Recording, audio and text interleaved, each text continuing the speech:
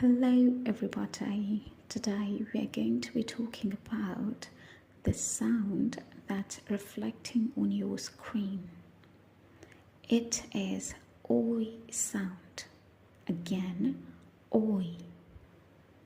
It is a vowel sound and falls under the category of diphthong. The example that is given here is boy.